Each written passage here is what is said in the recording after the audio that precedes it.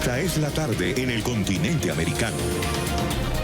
Cuando anochece en Europa y amanece en Asia, así cae la tarde en el continente americano y transcurre la noche y el amanecer en el resto del mundo. La tarde. Hola, bienvenidos a la tarde de NTN 24. Soy Idania Chirinos. Como siempre, un gusto y un compromiso acompañarles a diario.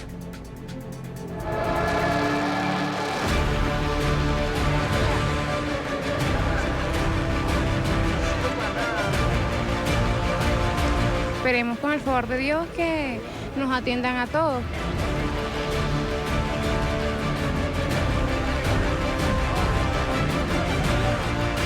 Me da tristeza haber dejado mi país y a toda mi familia allá.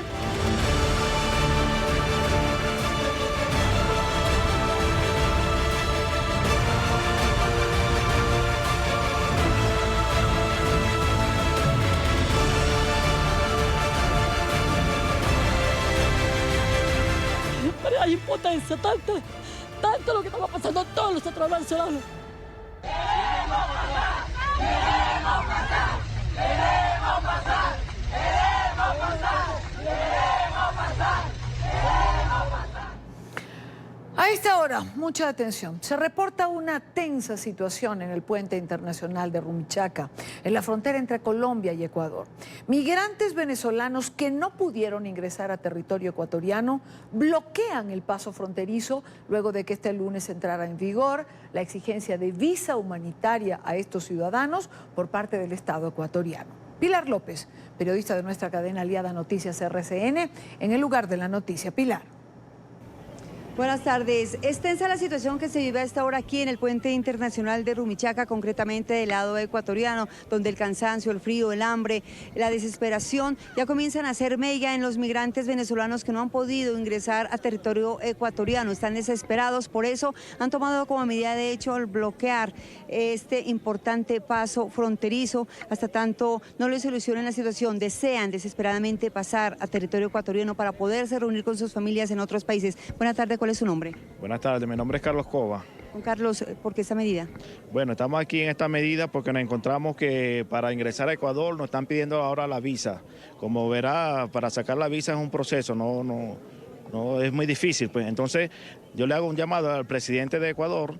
Yo estoy residenciado en Perú, yo tengo todos mis papeles en reglas, yo vine a buscar a mi familia, ahora me encuentro con esta.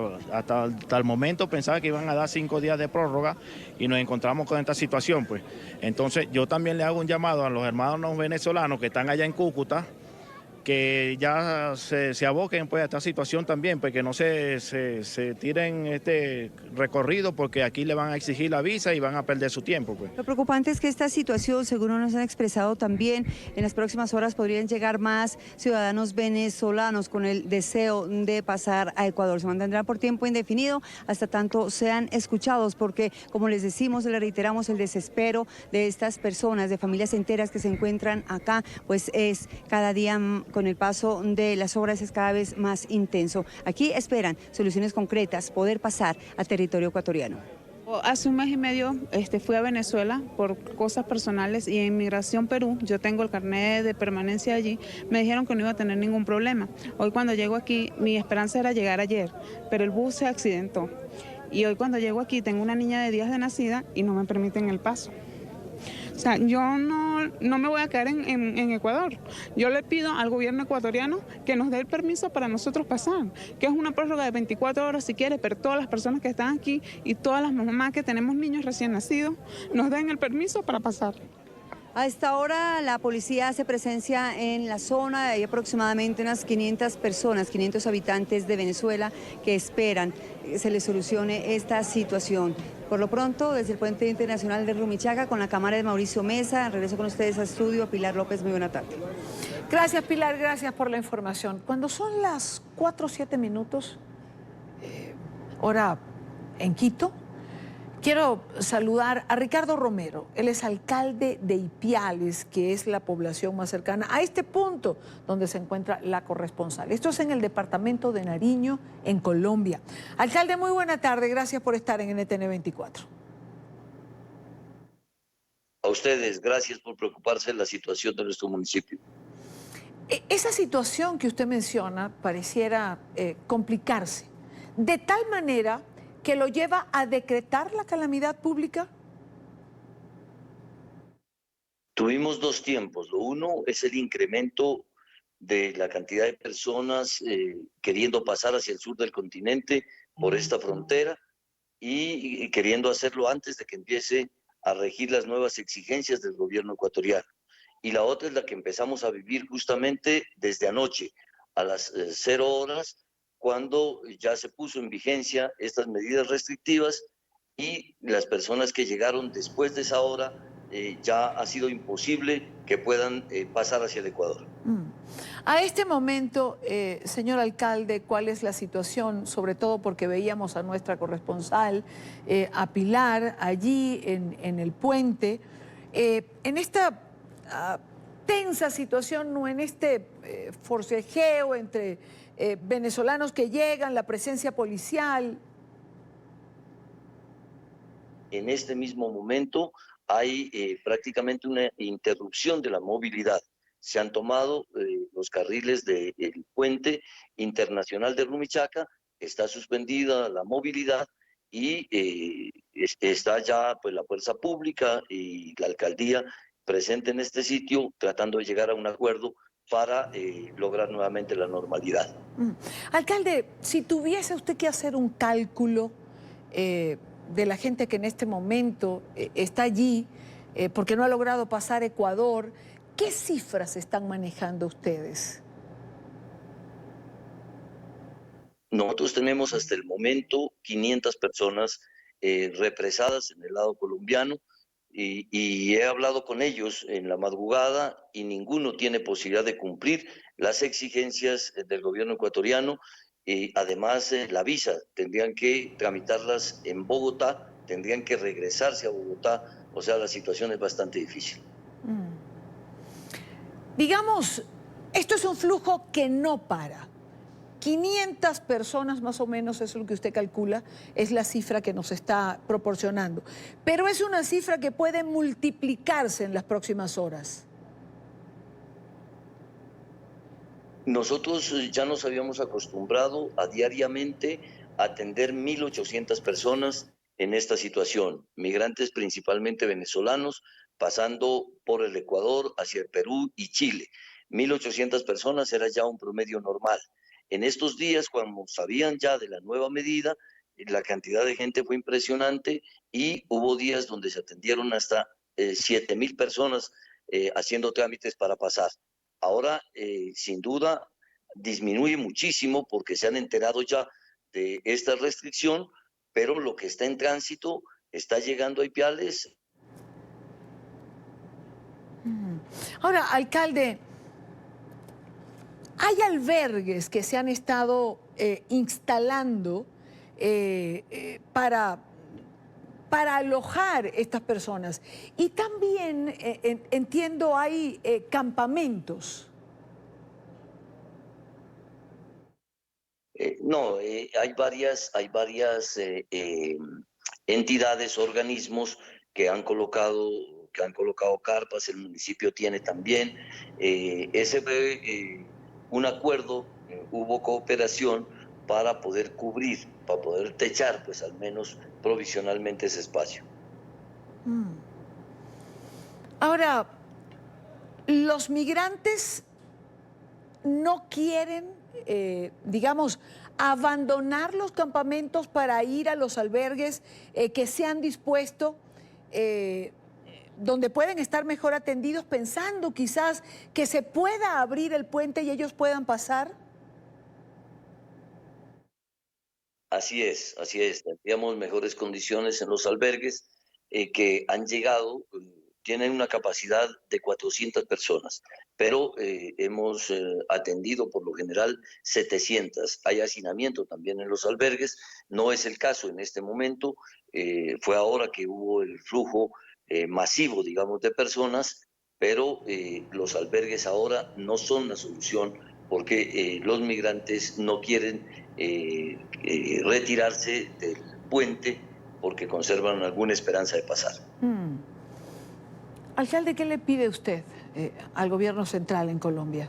Es decir, es una situación que puede rebasar la propia capacidad de respuesta que tiene el municipio. Nosotros lo que consideramos urgente es una alternativa de solución. A nivel de Cancillería, el gobierno y con organismos internacionales debe lograr con el gobierno ecuatoriano un corredor humanitario que nos facilite que las personas que están represadas, digamos, en Ipiales, puedan llegar hacia su destino. Por otro lado, hemos conseguido apoyo para que las personas que deseen regresar lo hagan, aunque es una probabilidad muy pequeña que la acepten. Luego estamos pidiendo acompañamiento porque el municipio viene atendiendo esta crisis hace más de 3 años. Solo en los últimos meses hemos logrado ya empatar con el gobierno nacional. La cooperación nacional e internacional ha estado siempre presente, pero la situación es bastante compleja porque los temas de salud, de movilidad, de seguridad, nos generan bastantes dificultades, pero estamos cumpliendo nuestro deber humanitario. Usted dice, señor alcalde, tenemos 3 años solicitando acompañamiento, porque evidentemente es una crisis que ha ido increciendo. ¿Ese acompañamiento lo han tenido hasta ahora? ¿Han tenido el apoyo del gobierno de Colombia para atender esta crisis? Yo debo reconocer que en el actual gobierno hubo un acompañamiento temprano, hubo una reacción, apenas posicionado el gobierno, pudimos encontrarnos y venimos haciendo esfuerzos juntos. No siempre se dimensiona el problema. Le hemos dicho al gobierno nacional que si bien la migración entra por Cúcuta, lo cierto es que allí todavía las personas que vienen tienen alguna esperanza, pero a Ipiales ya llegan afectados psicológica y físicamente en situaciones muy difíciles y no se comprende plenamente la gravedad de ese problema. Desde su punto de vista, alcalde Romero, ¿cuál pudiese ser una solución, una pronta solución para este problema? Uno busca las proyecciones que hacen las personas que están manejando este tema y lo que se dice es que a un mediano plazo el incremento de este flujo va a ser importante. Sí, nosotros no tenemos experiencia y no tenemos recursos en esto. Nos habíamos especializado por décadas en expulsar población por la violencia interna. Ahora que nos encontramos con una situación tan compleja, es como si no supiéramos qué hacer. Para nosotros es difícil. Somos una ciudad pequeña, hay ya más de 1000 personas que tomaron la decisión de residir, de quedarse a vivir en Ipiales, lo que es una presión sobre el tema de generación de ingresos, educación, salud, pero así hemos venido encontrándoles soluciones. El paso diario de un promedio de 1.800 personas genera sin duda también situaciones difíciles para nuestro municipio, pero ahora el que por la decisión, pues sí, que en toda su soberanía pues toman los países, pero lo cierto es que esta termina perjudicándonos porque va a haber un represamiento. El gobierno nacional está hablando de 100 personas, la verdad es que tenemos 200 en los refugios, en los albergues, tenemos 250 personas actualmente en el puente ya haciendo una protesta y nos falta todavía mirar hasta qué dimensión va a llegar el problema en lo que resta del día. Alcalde, usted lo ha dicho, Ecuador es soberano, cada país, por supuesto, tiene todo el derecho de modificar su política migratoria, de poner las regulaciones que a bien tenga. Pero le pregunto, esta serie de restricciones que países como Perú, Chile, por mencionar algunos, Ecuador, han impuesto a la migración venezolana, ¿no es dejar un poco sola a Colombia, que finalmente recibe el mayor impacto por la frontera que comparte con Venezuela? Bueno, y es como un poco no cumplir con el deber humanitario al que todos estamos obligados. Hay un discurso que debe corresponderse con unas medidas que faciliten que las personas que están saliendo de Venezuela puedan llegar a su destino. Los casos en el tema humano son muy tristes, muy difíciles. Las personas tienen sus familias prácticamente divididas en varios países. Algunos han llegado, parte de sus familiares han llegado al Perú, otros están quedados en el Ecuador y parte de sus familias también están acá en Colombia. Entonces debe haber un tratamiento integral, debemos ponernos de acuerdo todos en contribuir en lo que nos sea posible. Esa es nuestra responsabilidad. Desde lo poco que tenemos lo estamos haciendo, pero sin duda sobrepasa nuestras posibilidades la magnitud del problema. Quiero agradecer a Ricardo Romero, alcalde de Ipiales, en el municipio de Nariño, en Colombia, por estos minutos con NTN 24. A ustedes, un abrazo desde el sur del país. Muchísimas gracias, alcalde. Es una situación difícil y complicada. Ahora, según Migración Colombia, más de 11.000 ciudadanos venezolanos realizaron el proceso de control migratorio este fin de semana. Las autoridades están preocupadas por la decisión del Ecuador. NTN 24 está en otro punto de la información, con Diego de Pablos, en Cúcuta. Diego. Hola, buenas tardes. Los saludos desde la capital de Norte de Santander, y es que las autoridades en Colombia están muy preocupadas por la última medida que ha tomado el gobierno ecuatoriano, y es la de exigir visa a los venezolanos que quieran ingresar a ese país. Por ese motivo, muchos de estos extranjeros han quedado bloqueados en el sector de Rumichaca. El director de Migración Colombia, el señor Christian Kruger, estuvo desde muy temprano aquí en Cúcuta y estuvieron analizando con otras autoridades qué puede pasar con estos extranjeros que van a permanecer en territorio colombiano. Ellos dicen que van a estar muy pendientes de estas personas y que se van a tomar medidas para poder prevenir alguna situación anómala con estos ciudadanos.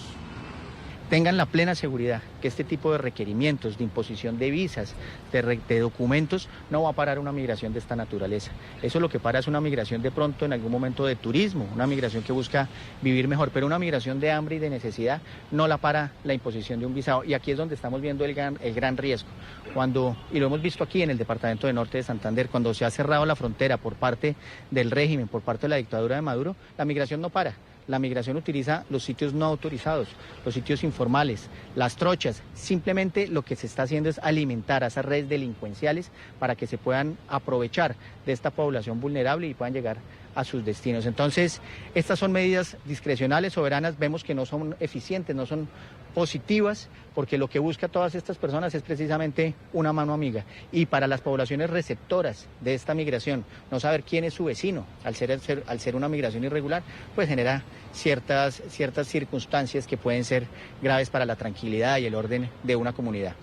El director de Migración Colombia aseguró que va a permanecer durante varias horas en la capital de Norte de Santander, y además aseguró que se van a realizar operativos especiales en todo el territorio nacional para el control de personas indocumentadas. Además confirma que en la zona de frontera se va a exigir a los venezolanos el permiso de permanencia fronteriza. Dice que esta va a ser una de las medidas que se va a adoptar ante esta situación que se está presentando con los extranjeros. Desde la capital de Norte de Santander, este fue un informe de Diego de Pablos. Continúen ustedes en nuestro centro internacional de noticias. Muy buenas tardes. Gracias Diego por la información. Cuando son las 4:21 hora Colombia, revisamos otros temas que hacen parte de la agenda informativa del día. Es noticia Bolivia, donde el gobierno de Evo Morales ha redoblado los esfuerzos para contener los incendios que se registran en el oriente del país. Más de 2.000 soldados y 450 bomberos se unieron a las labores de extinción en la selva amazónica boliviana. La densidad de los bosques andinos y los fuertes vientos ha complicado la contención y extinción de los incendios forestales que llevan más de 20 días y han arrasado con casi 1 millón de hectáreas, según medios de comunicación locales. Recordemos que el pasado viernes un avión Boeing 747 proveniente de los Estados Unidos dispersó más de 74.000 litros de agua en varias zonas del departamento de Santa Cruz. Es noticia esta misma tragedia ambiental, pero en la Amazonía brasileña, que pareciera aumentar con el paso de las horas. En los últimos 3 días se han declarado 1.130 nuevos incendios, en los que algunos denominan el pulmón vegetal del mundo. Esto según el Instituto Nacional de Investigaciones Especiales de Brasil. Las llamas han arrasado áreas de la región fronteriza con Bolivia y han provocado una densa nube de humo que, según expertos, ha incrementado la contaminación a lo ancho de la Amazonía. Entre tanto, 2 aviones Hércules C-130 y cerca de 43.000 militares brasileños se han sumado a los bomberos para contener este fuego. Es noticia la Guardia Civil en España, que desmanteló el llamado Clan de los Guinness, una organización criminal internacional que, según las investigaciones, llegó a introducir más de 50.000 kilos de hachís al año para luego distribuirlos por toda España. Hola, ¿qué tal? Saludos para ustedes en la tarde. Así es, amigos televidentes, fueron 26 las personas capturadas en el marco de la Operación Vegano, todas ellas miembros del Clan de los Guinness, una de las principales organizaciones traficantes de hachís aquí en España. En España, la Guardia Civil, en el marco de la Operación Vegano, desmanteló al denominado Clan de los Guinness. Esta era una de las organizaciones criminales internacionales más buscadas en España en lo relacionado al tráfico de hachís procedente del norte de África, principalmente por vía marítima y fluvial. En este operativo se detuvo a 26 personas, desde los cabecillas hasta el último escalón de la organización, y se incautaron 2.200 kilos de hachís, 3 embarcaciones, vehículos, teléfonos satelitales, dinero y varias armas. Los mandos medios se dedicaban a la adquisición de vehículos, la logística para conseguir combustible y para proporcionar las embarcaciones y encargarse de su custodia y mantenimiento, la seguridad de ese transporte y de los lugares de almacenaje.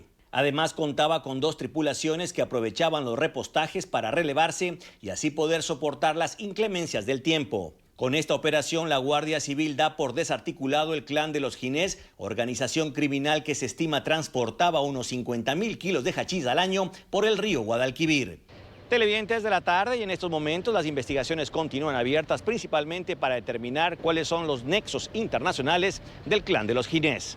Este es el informe para la tarde. Marcelo Moncayo, NTN 24, Madrid. Es noticia la citación del expresidente Álvaro Uribe en la Corte Suprema de Justicia, que una vez más polariza a la sociedad colombiana. El próximo 8 de octubre, el hoy senador debe responder por el presunto caso de manipulación de testigos, siendo la primera ocasión que un expresidente es llamado a indagatoria por la Corte Suprema, que tendrá que tomar la decisión de dictar cárcel o dejar en libertad al expresidente mientras duran las pesquisas. Jairo Libreros nos acompaña en la tarde de hoy. Jairo, bienvenido. Y Dani, es un gusto estar contigo. Igualmente para nosotros tenerte. Yo comenzaría preguntando, ¿hay política en esta decisión del máximo tribunal en Colombia? Y Dani, hasta el momento creo que en el llamamiento indagatoria no hay política. Sin embargo, hay que tener en cuenta algunos antecedentes que han generado mucha controversia en el país. La anterior conformación de la sala penal tuvo muchos cuestionamientos, aparentemente porque existían elementos que no estaban muy claros, especialmente por cuenta de la intervención o la interceptación, como utiliza el Código Penal colombiano, de las comunicaciones privadas del presidente. En algún momento se afirmó que era un error, en otro momento quedó legalizado, y con base en esa decisión se adelanta esta pesquisa.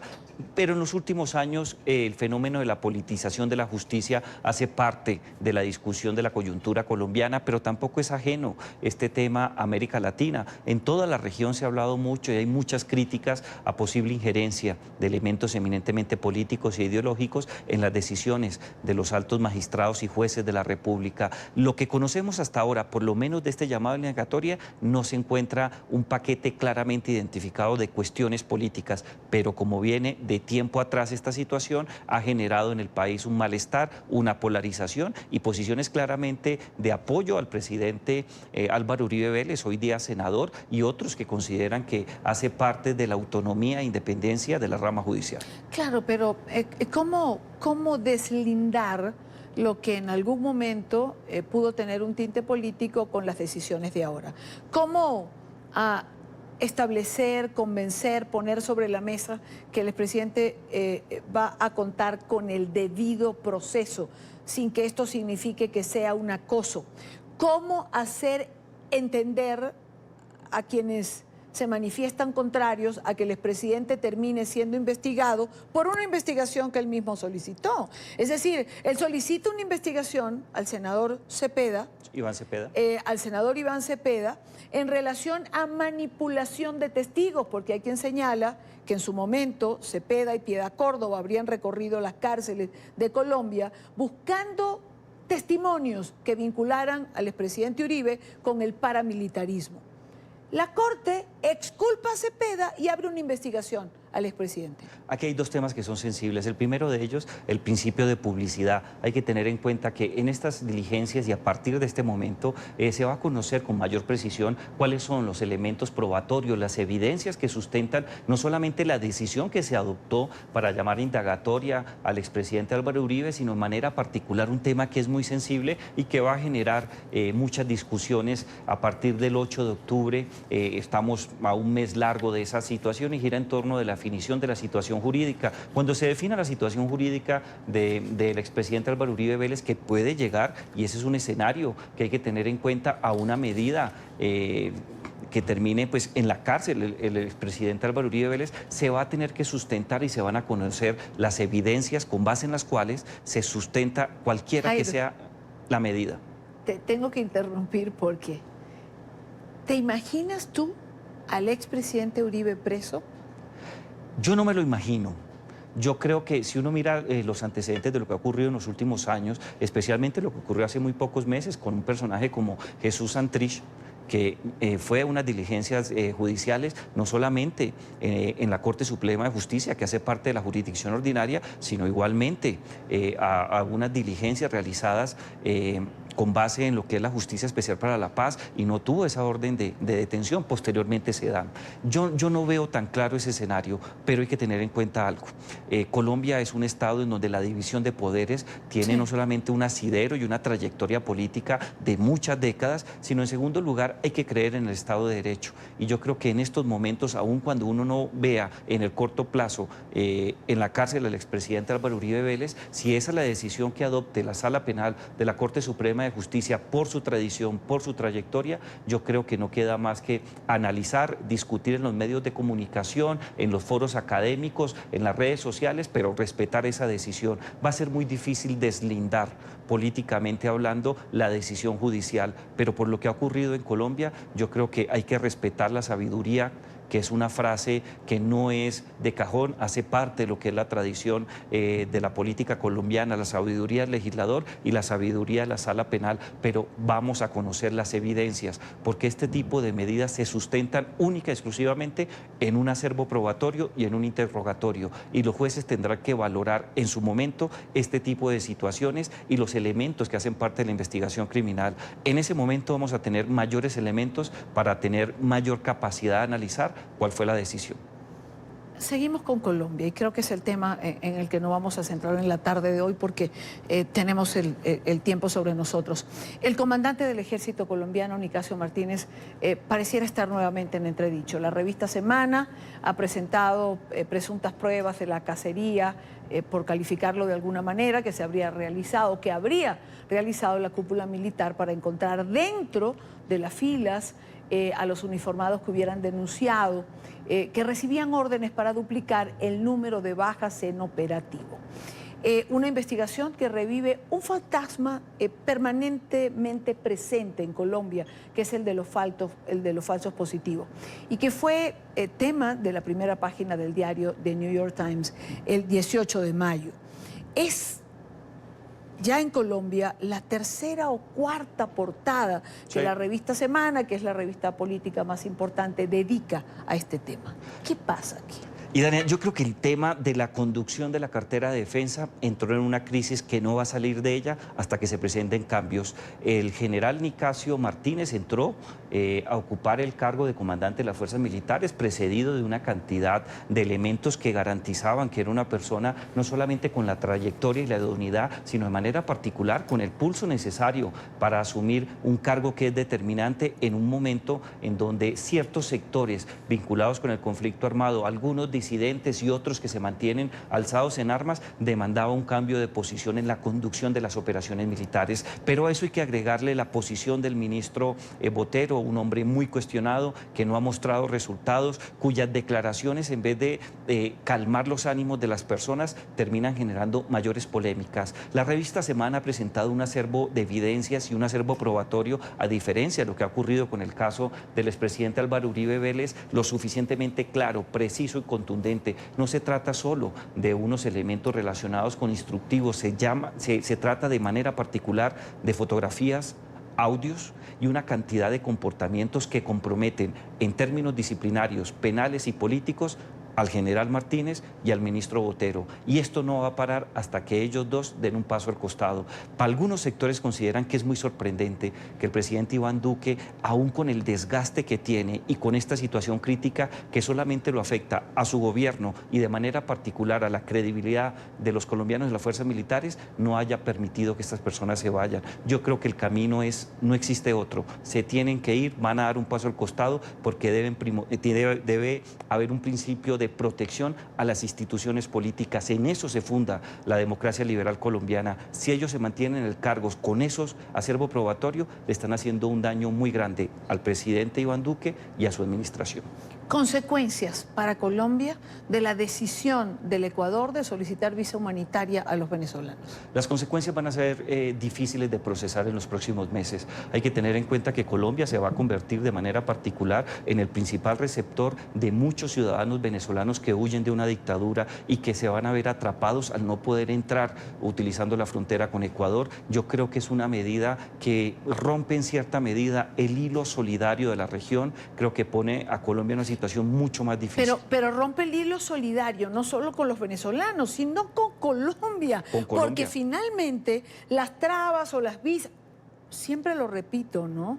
Con todo el derecho que tiene cada uno de estos países absolutamente a modificar la política migratoria. Pero sí, al final, Perú, Chile, Ecuador, están dejando sola a Colombia en esto. Lo están dejando solo y creo que van a ser medidas irreversibles, porque ellos son conscientes que no tienen la infraestructura y mucho menos la capacidad para prestar cierto tipo de servicios fundamentales, salud, educación, el acompañamiento en alimentación y otro tipo de medidas que son fundamentales para proteger a ese número importante de venezolanos que se encuentran en una situación muy difícil de vida. Dejan tirada a Colombia. Tú y yo tuvimos la oportunidad casi que de analizar en directo hace 2 o 3 meses la presentación de un informe muy interesante por parte del director de Migración Colombia, el señor Kruger, y por parte de la Cancillería con su ministro de Relaciones Exteriores, Carlos Holmes Trujillo, donde se analizaban diferentes escenarios. Uno de los escenarios de mayor alarma era precisamente este, en donde los otros países de la región tomaran la decisión autónoma, independiente, pero soberana, de restringir el acceso. Era el peor escenario porque Colombia no tenía la facultad para hacer ello y de manera especial por algo. Colombia no va a cerrar la frontera, Colombia va a proteger a los venezolanos que se encuentren en el país. Lo demostró hace 15 días el presidente Iván Duque cuando tomó la decisión de extender la nacionalidad colombiana a los venezolanos nacidos en Colombia. Creo que la suerte está echada y la situación se pone mucho más crítica para Colombia porque va a tener que adelantar un COMPES y muy seguramente una reforma tributaria para que el principio de solidaridad se sienta mucho más. Yo creo que en estos momentos la administración colombiana está tomando decisiones y está evaluando en términos económicos hasta dónde va a acompañar esta situación, pero lo que sí está claro es que no le va a dar la espalda a los venezolanos.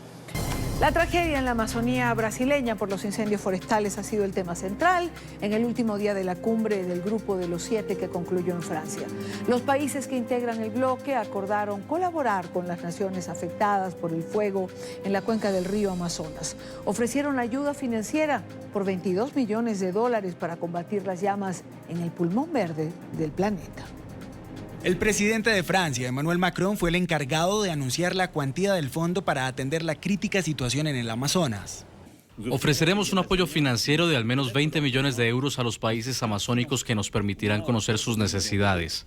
El millonario aporte económico estará disponible cuanto antes y se usará fundamentalmente para pagar más aviones cisterna que se unirán en las labores contra el fuego.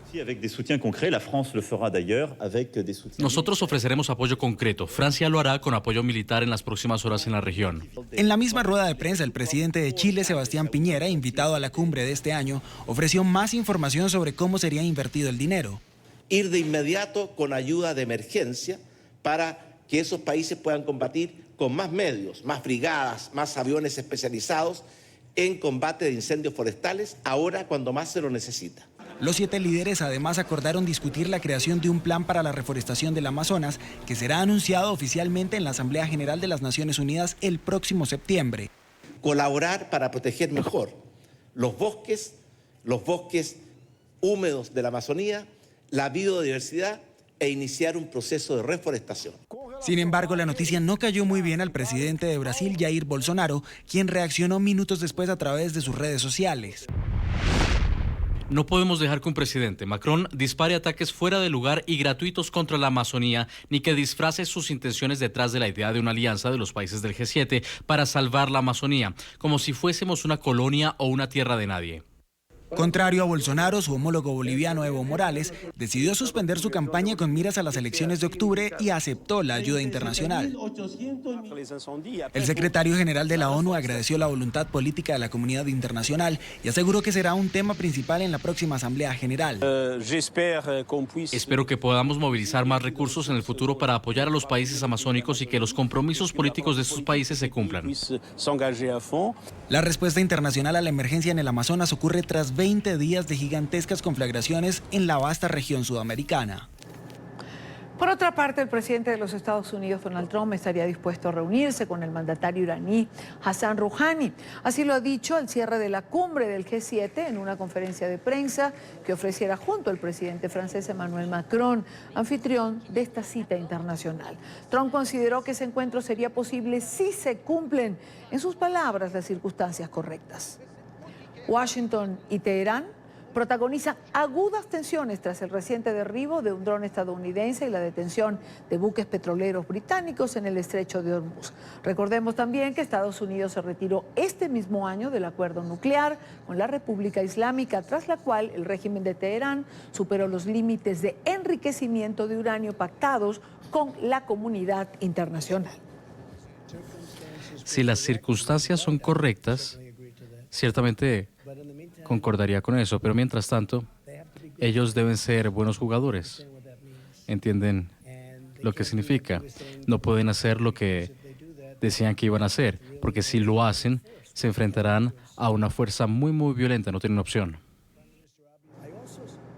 En esta parte del programa quiero saludar a Steven Donahue, director de McClarty y Asociados, invitado permanente del programa. Steven, bienvenido, buena tarde para ti.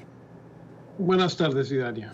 ¿Es posible una negociación directa entre Estados Unidos e Irán? ¿Fue quizá esa la intención de Macron al invitar al ministro de Relaciones Exteriores de Irán, Mohammad Javad Zarif?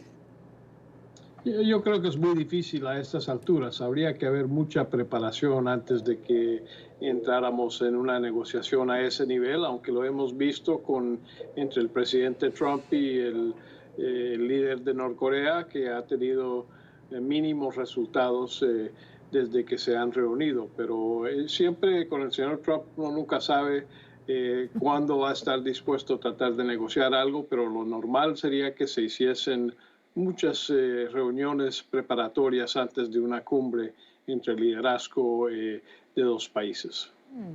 Además, creo que al Trump abandonar el acuerdo nuclear, dio por sentada su posición en relación a Irán. Yo creo que todos los que han estado en estas reuniones están de acuerdo, menos Irán, y Irán públicamente dice que también, que Irán no debe ser un país nuclear. El impacto de tener a un Irán con armas nucleares causaría tremendo daño y inestabilidad en la región. Si Irán tiene armas nucleares, también las va a querer tener Arabia Saudita, las va a querer tener los Emiratos, los va a querer tener Egipto. Y creo que eso desestabilizaría una región que por el momento tiene estabilidad relativa. Hay problemas en Yemen, hay problemas en diferentes, obviamente en Irak y Siria, pero si esos países tuviesen armas nucleares, las posibilidades de tener un incidente global subirían rápidamente. Steven, el presidente Trump es un hombre de diálogo, y te lo pregunto porque parte del debate de hoy, en los artículos que pude leer o en los comentarios de la gente que ha cubierto la cumbre del G7, justo mencionan que el presidente Trump está dispuesto a sentarse con todo el que considera enemigo de los Estados Unidos, y que buena prueba de ello es precisamente los encuentros que mencionaste, sin resultados, pero encuentros al fin con Kim Jong-un. Bueno, muchos quisiéramos que el presidente tuviera el mismo nivel de enlace y entrega con los líderes de los países aliados como los que tiene con países que no son aliados, que son adversarios por lo menos, y en algunos casos tal vez enemigos.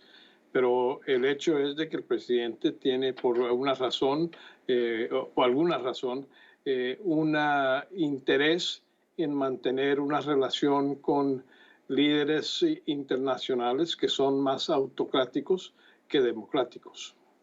Más allá del tema de Irán, Steven, ¿qué nos deja este encuentro del G7? Bueno, no mucho, pero lo que sí se vio es una conversación bastante extensa sobre el intercambio comercial mundial con los otros miembros del G7, tratando de convencer al presidente Trump que dejara la guerra que ha tenido con China, la guerra comercial, porque esa inestabilidad que genera esa guerra comercial entre los dos países con el PIB más grande del mundo, genera una inestabilidad que afecta a todo el mundo y a la economía global. Y eso es algo que todos quisieran, que ya pudieran llegar a algún acuerdo para que la situación se pudiera estabilizar y la economía mundial podría comenzar a recobrar otra vez. ¿Será posible ver a Vladimir Putin en un próximo encuentro de estas potencias como lo ha solicitado el presidente Trump? Bueno, se ha dicho que en la cena del sábado el presidente Trump trató de convencer a sus homólogos del G7 de que lo incluyeran al señor Putin otra vez, pero recordemos la razón por la cual Rusia ya no es miembro de ese grupo, y es porque invadieron a Crimea.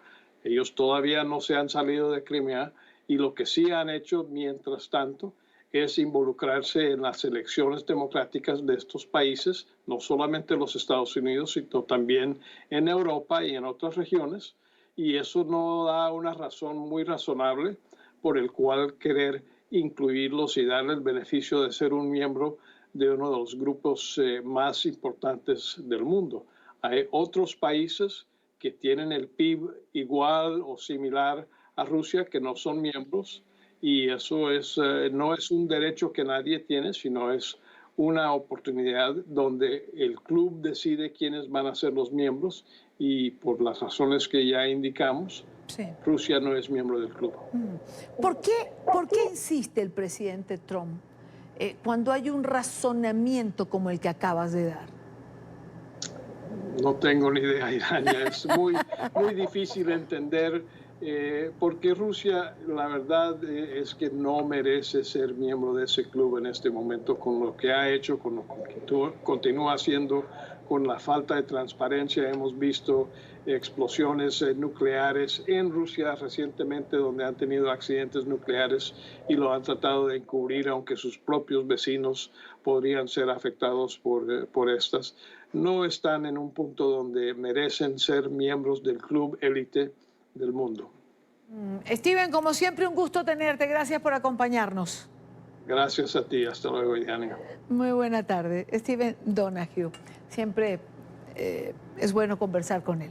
Hablemos ahora de la campaña electoral en los Estados Unidos. Ya son 3 los republicanos que compiten por la Casa Blanca. El presidente estadounidense tiene un nuevo contrincante para las elecciones presidenciales del 2020. Se trata del ex representante Joe Walsh, republicano por Illinois. Walsh dice que el presidente Trump no es apto para continuar en la oficina oval. Emiliana Molina, en Washington, tiene el reporte. Emiliana. Hola, ¿qué tal? Muy buenas tardes. Pues Joe Walsh es el segundo contrincante que se suma a las presidenciales del 2020 para competir por la Casa Blanca junto al mandatario estadounidense Donald Trump, que busca la reelección. Pero el Comité Nacional Republicano ya comenzó a trabajar con el equipo de reelección del mandatario estadounidense Donald Trump y han descartado el anuncio de Walsh. Estos son tiempos urgentes.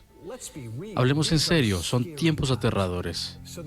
Al diablo con todas esas cosas convencionales. Hoy estoy anunciando mi candidatura a la presidencia de Estados Unidos porque es momento de ser valientes.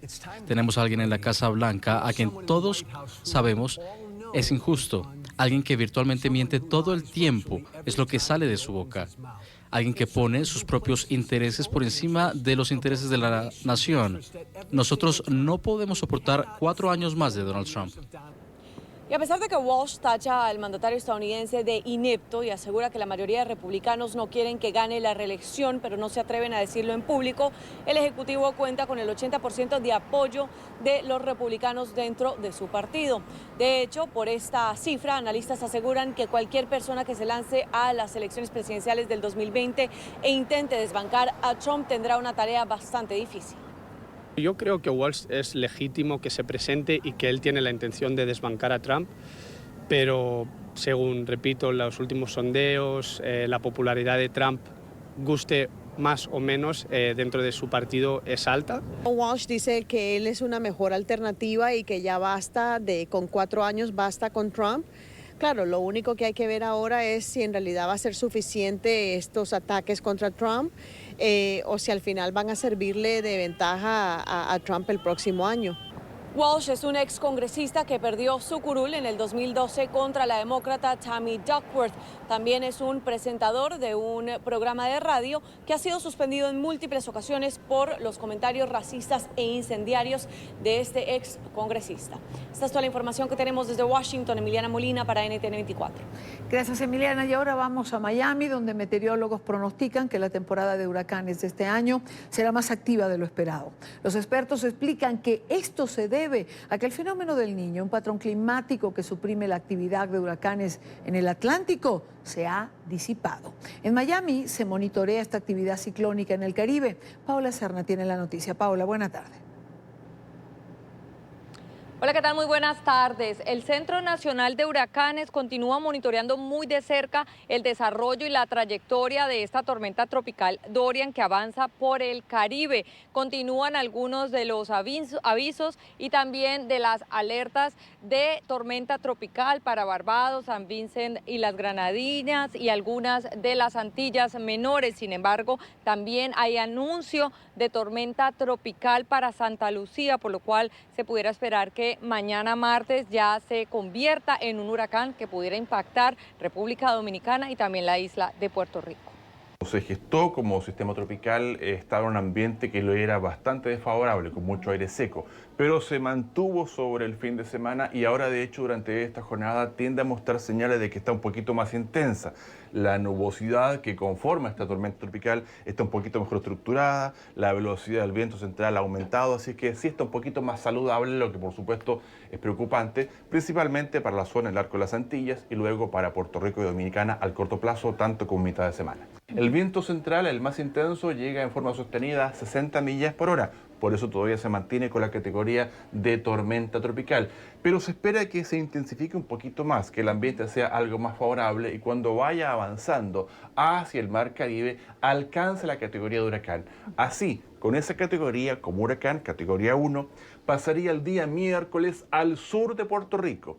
No se espera que el centro de este sistema pase por encima de Puerto Rico, pero va a pasar cerca, con lo cual primero podría dejar bastante lluvia en gran parte de Puerto Rico y lo que ustedes ven acá en este anillo amarillo sería la zona con posibilidad de ver vientos con fuerza de tormenta tropical, vale decir 40 millas por hora y más. Eso, repito, hacia el día miércoles. El sistema seguiría avanzando y como huracán también llegaría a esta República Dominicana, afectando buena parte del extremo este de la isla con lluvia y, por supuesto, viento con fuerza de huracán, vale decir por lo menos 75 millas por hora. Hace unos pocos días el Centro Nacional de Huracanes cambió este pronóstico. Cuéntanos un poco y qué podemos esperar para los meses que siguen. Mira, en general, un predictor que se utiliza mucho para poder definir cómo se espera que esté la temporada es el estado del fenómeno del Niño. Cuando hay evento Niño, hay menos huracanes. Ese evento Niño estaba presente a principio de año, pero conforme pasaron los meses, ese evento Niño se fue disipando. Ahora no tenemos ese fenómeno del Niño presente, con lo cual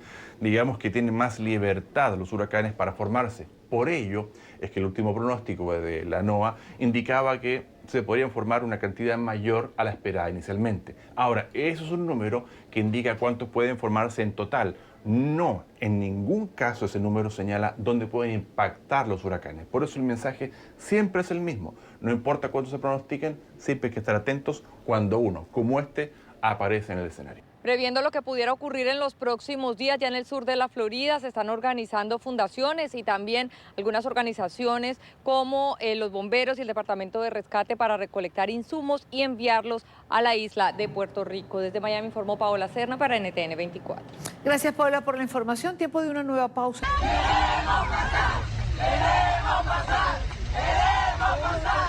¡Queremos pasar! ¡Queremos pasar! Seguimos con más en la tarde de hoy. Retomamos el tema con el que iniciamos el programa. Desde hoy Ecuador exige visa a los venezolanos que requieran ingresar a su territorio. Durante el fin de semana, miles de ciudadanos que llegaron a Colombia huyendo del régimen de Nicolás Maduro atravesaron la línea fronteriza hacia el país del sur antes de que la medida entrara en vigencia. Este lunes se reportaba una situación complicada en el puente internacional de Rumichaca, en la frontera entre Colombia y Ecuador.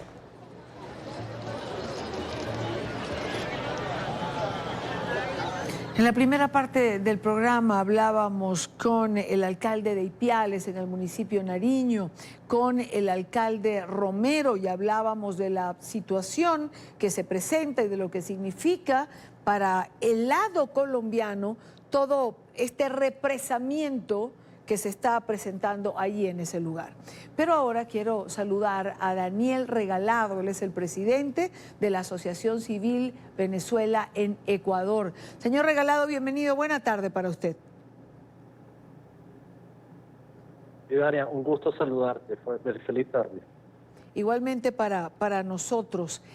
Señor Regalado, la situación es complicada, hay mucha gente que se ha quedado allí en la frontera, las autoridades locales colombianas están pidiendo a la Cancillería que intente tramitarse un corredor humanitario para que los venezolanos que han quedado represados puedan pasar. Algunos de ellos, muchos de ellos, según nos decía el alcalde Romero, van a países como Perú y Chile, no necesariamente al Ecuador. ¿Usted cree que esto sea posible? Bueno, si Ecuador está aplicando una amnistía humanitaria, porque está reconociendo que el tema de Venezuela ya es humanitario, ya no es un tema no solo político, económico, sino humanitario, porque estas personas quieren reunificarse como familia, tienen ya una planificación, ya hasta unos pueden tener alguna propuesta para poder trabajar con algunos de sus compañeros, amigos, conocidos, familiares en esos países, deberían aplicarlo.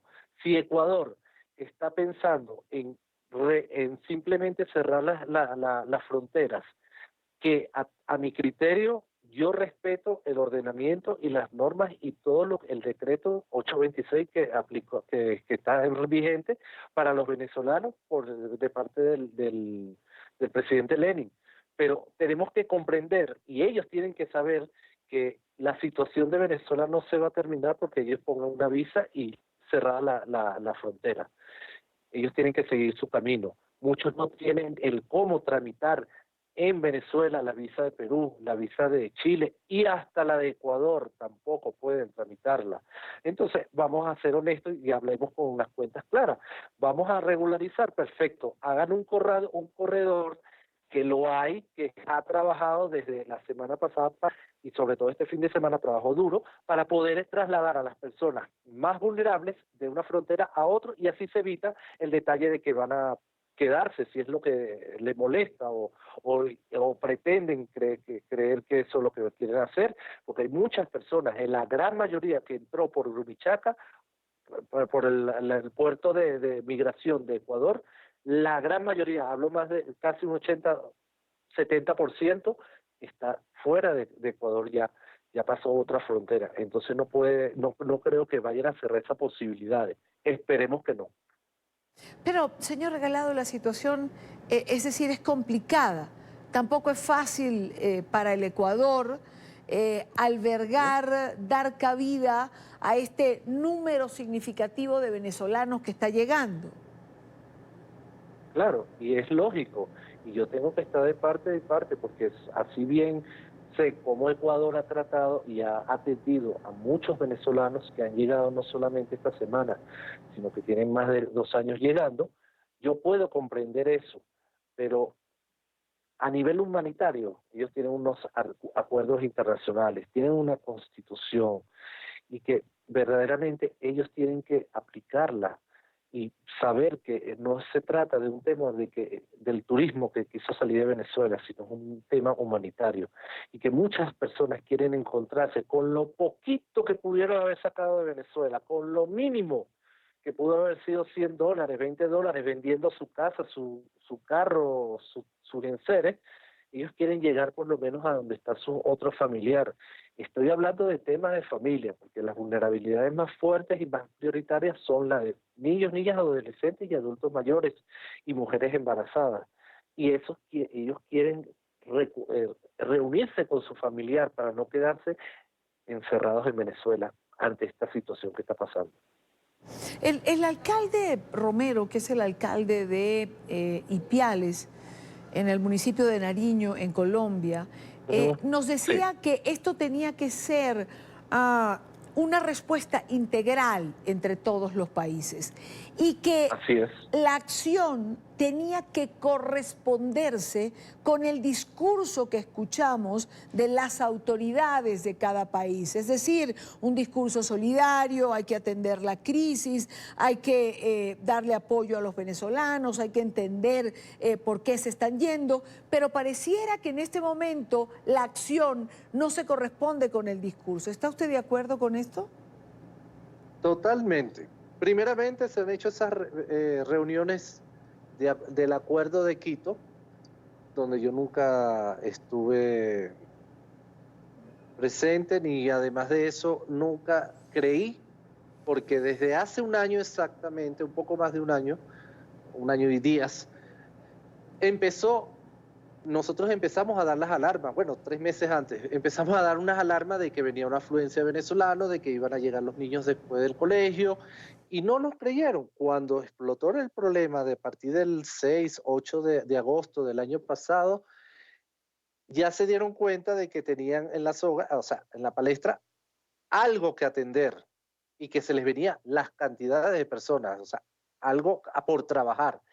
Y estos venezolanos que llegaron hace un año todavía tienen un año tratando de regularizarse, todavía tienen un año tratando de adquirir una estabilidad en Ecuador. Y no lo han logrado, sino hasta ahorita que va a empezar una amnistía que tenemos que esperar todavía 2 meses más para que empiece la regularización y ellos puedan tener su visa. Entonces no se ajusta a la realidad que se pudo haber conversado y que nosotros como asociaciones, mediante nuestro embajador René Sola, enviamos un documento dando opciones, dando recomendaciones desde la calle, porque nosotros trabajamos con personas en la calle, nosotros no nos sentamos en un escritorio para ver cifras, vemos la realidad, sentimos la realidad, hablamos con la realidad, y cuando enviamos ese documento, todo ese reflejo, ese espejo que están viendo en esos papeles, es una realidad que nosotros vemos a diario y que va a incrementarse. si no se atiende a tiempo la frontera. Ahora, estamos hablando del coyoterismo, estamos hablando de las personas de trata de blanca. Pero déjeme que lo interrumpa en este momento, en este punto, porque justo que quería preguntarle qué dice esa realidad, esa realidad que ustedes ven, ¿qué es lo que traduce? Hambre, miedo, ignorancia, porque es una ignorancia al no saber dónde estás, qué derechos tienes, dónde puedes recurrir para poder ser atendido. La indolencia de algunos ecuatorianos que están maltratando a los venezolanos por culpa de una o dos o tres personas que se porten mal. Personas que son ingenieros, médicos, que tienen dos, tres profesiones y hasta un máster y están viviendo en la calle. Familias, o sea, hablo de niños, niñas, adolescentes viviendo en la calle. Y es que eso no lo ven, porque los albergues no dan basto, no da abasto para toda esta cantidad de personas. Quito está rebosado, los albergues están full. Lo de la frontera me imagino que debe estar a reventar. No hablo de lo de Guayaquil porque eso es más al sur, pero ellos tienen que recibir a personas donde no pueden. Entonces, esa realidad que nosotros vemos a diario, del trabajador de calle, del que está vendiendo las empanadas, que está vendiendo la chuchería, que se monta un colectivo para poder vender unos caramelos, unos dulces. Él tiene una realidad que está esperando más de un año y que tiene la esperanza de seguir trabajando para mantenerse él aquí y poder mandar a su familia en Venezuela. Señor Regalado, desde la asociación civil, ¿qué tipo de ayuda se presta a los venezolanos que llegan al Ecuador? Bien, nosotros recibimos donativos de muchos ecuatorianos que tienen un buen corazón, de mismos venezolanos que tienen el compromiso de ayudar a sus familiares y a sus coterráneos.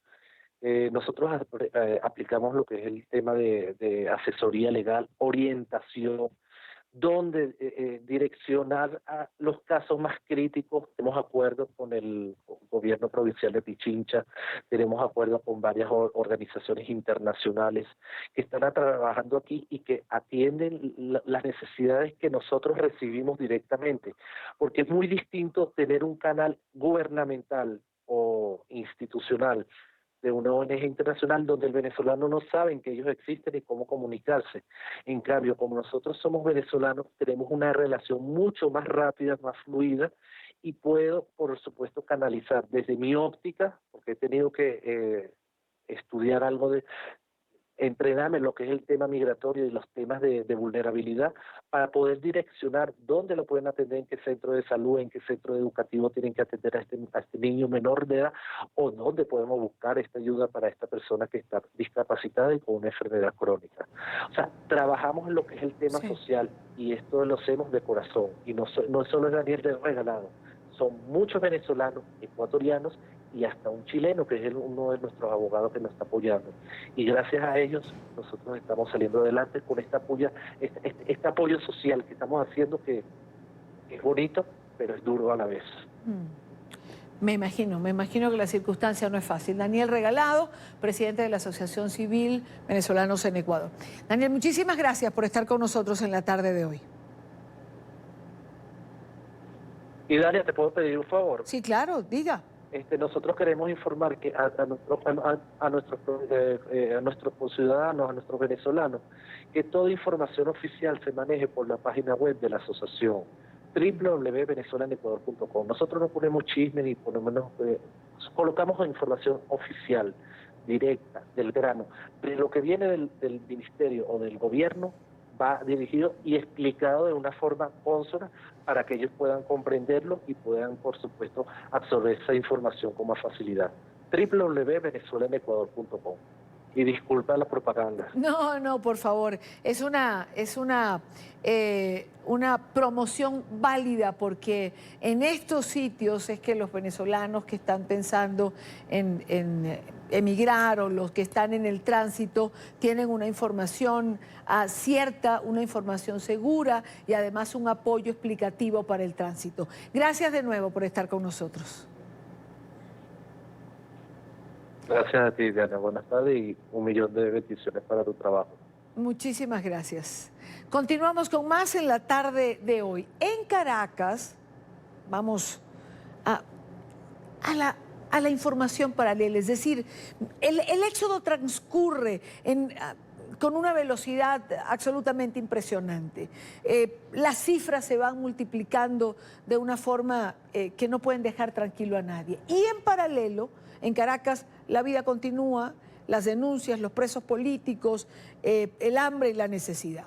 La ONG Foro Penal ha denunciado que durante la noche de este sábado se llevó a cabo una requisa violenta en el Centro Nacional de Procesados Militares de Ramo Verde, durante la cual varios presos políticos fueron golpeados. Denunció también que el régimen de Maduro se niega a poner en libertad a 12 opositores detenidos que ya tienen boleta de excarcelación. 12 personas que, según los jueces que llevan estas causas, no han cometido delitos y por el contrario les han dado boleta de excarcelación, pero los cuerpos de seguridad se niegan a ponerlos en libertad. Y estas personas, en consecuencia, están en este momento no solamente privadas ilegítimamente de su libertad, sino con base en cualquier estándar internacional o nacional, están arbitrariamente detenidas. El Foro Penal denunció que el pasado fin de semana los presos políticos que se encuentran en la cárcel de Ramo Verde fueron robados y golpeados durante una requisa. Lo describen como una noche de terror. Se vivió definitivamente una noche de terror, así la describen ellos textualmente. Fueron varios de los presos severamente golpeados, se produjo una requisa muy violenta, muy intensa a cargo de funcionarios de la DIGESIM, de la Dirección General de Contrainteligencia Militar. Empezó a las 11:30 de la noche y terminó aproximadamente a las 3 de la mañana. Destaca particularmente el caso de Vasco da Costa, que se encuentra en esa prisión. Él no fue físicamente maltratado, pero sí sufrió maltrato verbal muy severo. Se burlaban los funcionarios del cáncer que padece, y no solamente eso, sino que le quitaron las pocas medicinas a las que tenía acceso, las medicinas que estaban a su disposición. El periodista Jesús Medina, quien cumplirá en los próximos días 1 año tras las rejas, también fue despojado de sus pertenencias en esta requisa. Le perdieron pertenencias, le perdieron medicinas, le perdieron ropa. Él hasta el momento, obviamente se sintió muy angustiado, muy preocupado, porque, como bien dice, fue bastante agresiva la actitud de los funcionarios que fueron a hacer esa requisa. A pesar de los riesgos, el ciudadano común no tiene miedo de oponerse a las decisiones de Nicolás Maduro. Puede ser cualquiera de nosotros. Si yo pienso distinto o me opongo a las decisiones del gobierno, estoy fregado. No hay quien lo apoye a uno, desamparados completamente, ¿me entiendes? La esperanza de cambio está intacta. Porque tengo fe de que esa gente que está tras las rejas va a salir algún día y los que están fuera del país también van a regresar. Y esta situación tiene que cambiar. En Venezuela se ha tergiversado el proceso penal. No se busca la verdad de los hechos. No le interesa la determinación de la verdad, porque la verdad va contra la narrativa que ellos han construido con respecto a determinados hechos. Utiliza el proceso penal como sanción anticipada. Según el Foro Penal, en Venezuela hay 502 personas tras las rejas por pensar distinto. Y desde el año 2014, más de 15.000 han sido perseguidas por el régimen de Nicolás Maduro. Es la información que manejamos desde Caracas. Continúen con más de la tarde de NTN 24.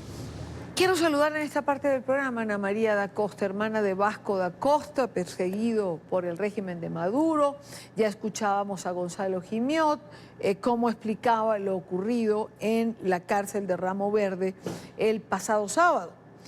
Hemos conversado con Ana María en distintas oportunidades porque la situación de Vasco es siempre complicada, pero lo que nunca logramos explicarnos es el porqué de la crueldad hacia Vasco, hacia otros presos políticos. Esta requisa es un ejemplo, en horas de la madrugada, es burlarse, insultarlos, quitarles sus pertenencias, llevarse la comida, los libros que puedan tener y lo más absurdo, los medicamentos que en el caso de Vasco son absolutamente necesarios. Ana María, bienvenida, gracias por estar con nosotros como siempre.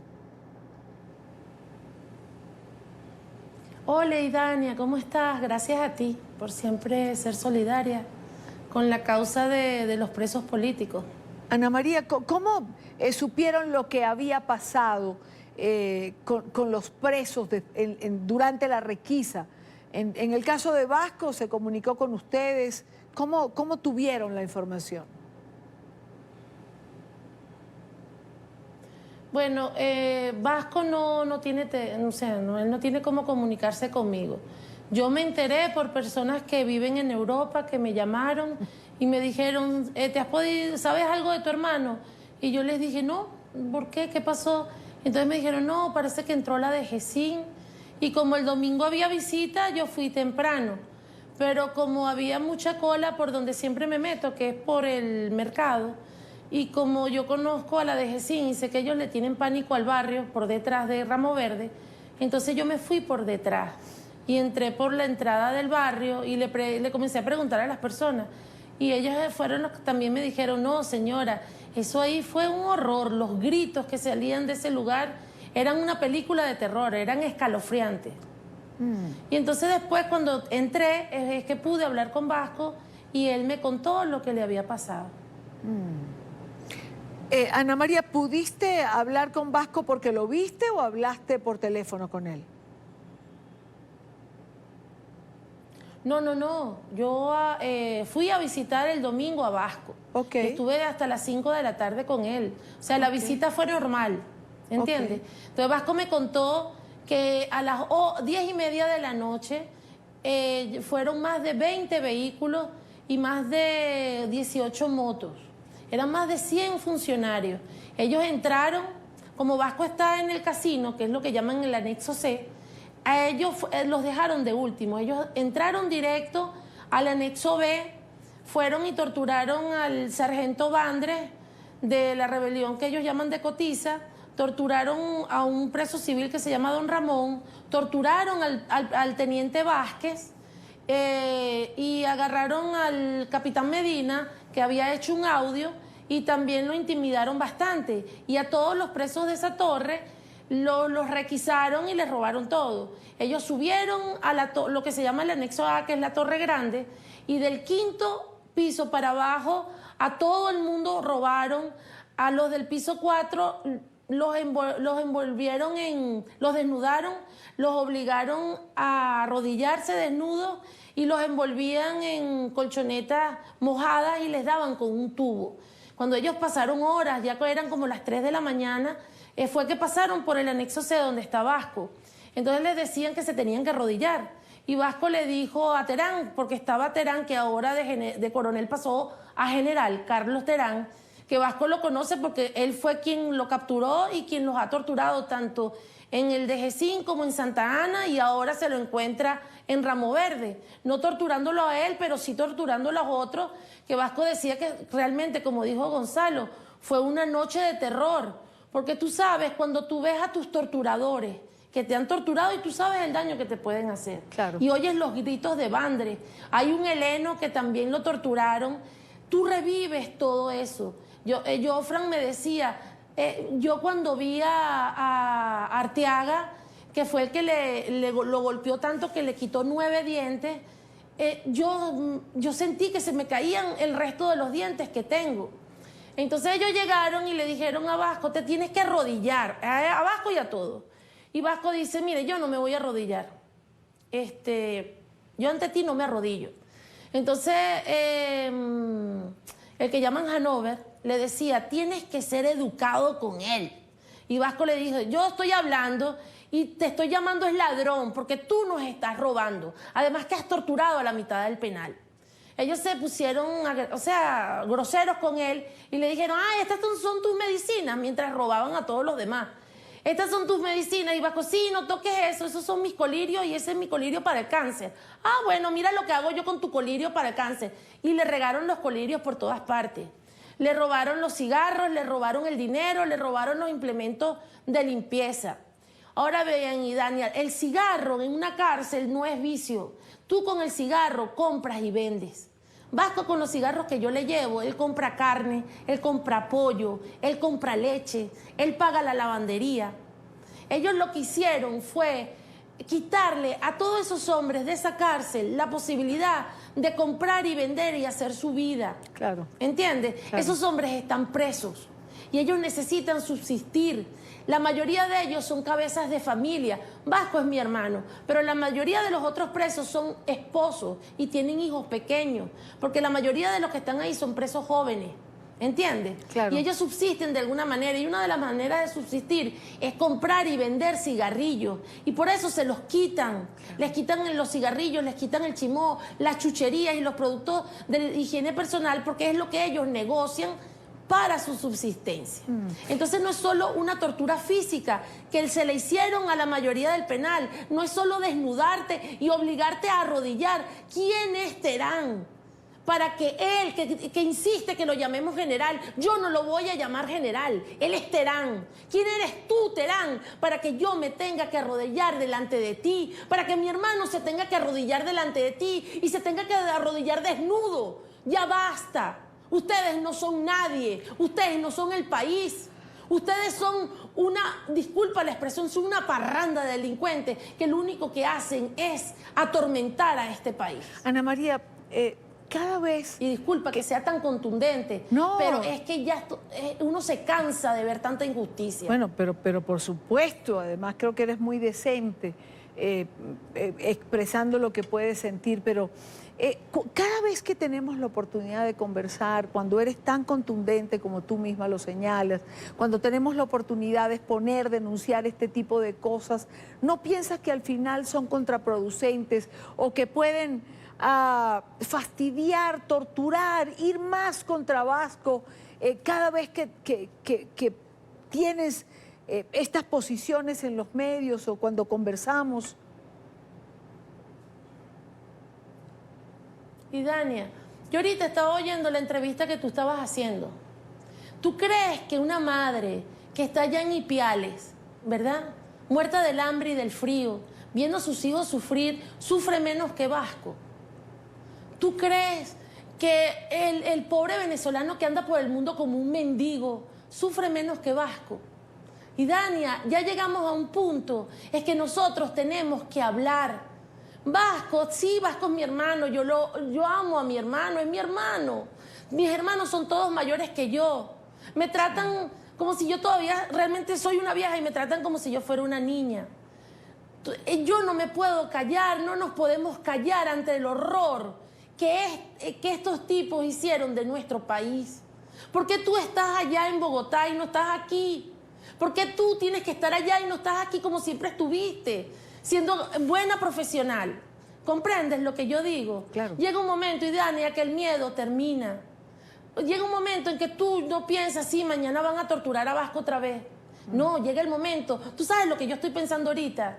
Ojalá esto sirva, ojalá yo pudiera, que yo tuviera la fuerza de que con lo poco que yo puedo hacer, que es contártelo a ti, Venezuela fuera libre. Eso es lo que yo pienso ahorita. No sé si Vasco será libre o no. Yo no sé si lo van a matar o no. Yo lo que quiero es que este país sea libre. Estoy cansada de ver a gente oprimida, a gente triste, a gente pobre, a gente llorando. Y estoy cansada de ver chavistas que con lo robado nos restregan en la cara un bienestar que es mal habido.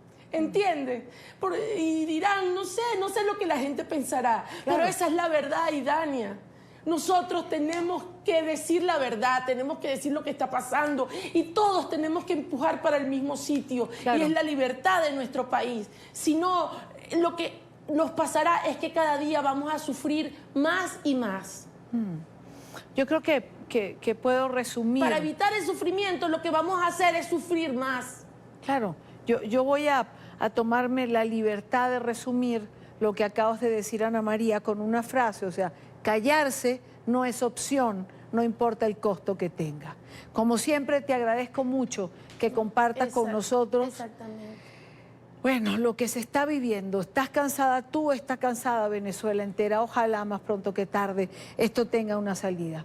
Te mando un gran abrazo, Ana María, y para Vasco en el momento en que puedas verlo. Gracias, como siempre, por estar con nosotros. Gracias. No, gracias a ustedes. Gracias a ustedes y a NTN 24. Dios los bendiga. Amén, amén, Ana María. Son las 6:34 minutos, hora Caracas, Venezuela. Una pausa, regresamos en breve. Y ya para finalizar el programa, compartimos una historia. Se trata de dos jóvenes que renunciaron a sus empleos y emprendieron el viaje de sus vidas. Una aventura en bicicleta que los llevaría de México a cruzar 13 países y que les tomaría casi 2 años de sus vidas. Jessica Funes y Aldo García realizaron el viaje de sus vidas. En septiembre de 2017 dejaron todo y con apenas $550 cada uno se lanzaron a una aventura en bicicleta que los llevó desde Ciudad de México hasta Ushuaia, en el extremo sur de Argentina. Al final ignoramos a todos. Nos fuimos. El día que nos fuimos ni siquiera sabían a dónde íbamos. Mis abuelos fue como, ¿qué les pasa? Porque era algo extraño. Y fue como, bueno, que les vaya bien. Entusiasmada por el viaje, Jessica armó su propia bicicleta, uniendo tramo por tramo las partes de bambú con fibra de carbono y compró las llantas, la cadena y otros artículos. En 3 días la tenía lista. No le importaron las advertencias de que no llegaría muy lejos. Ella se hizo su bicicleta de bambú en un taller que dan aquí en la Ciudad de México. Era una bicicleta de rodada 700, muy delgadita. Yo también, como muchos otros que la vieron y no conocíamos lo del bambú, no vas a llegar ni a Puebla con la bicicleta. El viaje se extendió por 1 año y 10 meses, en los que los jóvenes pedalearon por Centro y Sudamérica recorriendo 13 países y unos 11,000 kilómetros. Pero no todo fue sencillo. Atravesaron Honduras durante la crisis política y social de ese país, y en Colombia se quedaron sin dinero, por lo que tuvieron que vender artesanías y postales con fotos de su recorrido. En una de esas a Jessica casi la succiona un camión y casi la aplasta, pero por pura suerte en el desnivel de la carretera, en que tiene las piernas muy largas y se pudo detener y todo eso, aunque sí le pegó la llanta de frente, fue como la vez más que la vimos más cerca, ¿no? O sea, ahí se pudo haber terminado el viaje y muy mal. Cuando llegaron a Ushuaia, decidieron vender una bicicleta y donar la otra para regresar a México, donde ya comienzan a soñar con un nuevo viaje. Con eso llegamos al final de la tarde de hoy. Recuerden seguir nuestras cuentas en Twitter, también en Instagram, las direcciones en pantalla, siempre con información en tiempo real. Y en mis cuentas personales leo sus comentarios, siempre lo hago. Buena tarde para todos. Les espero mañana, como siempre, a la misma hora para compartir, debatir, analizar la agenda informativa del día.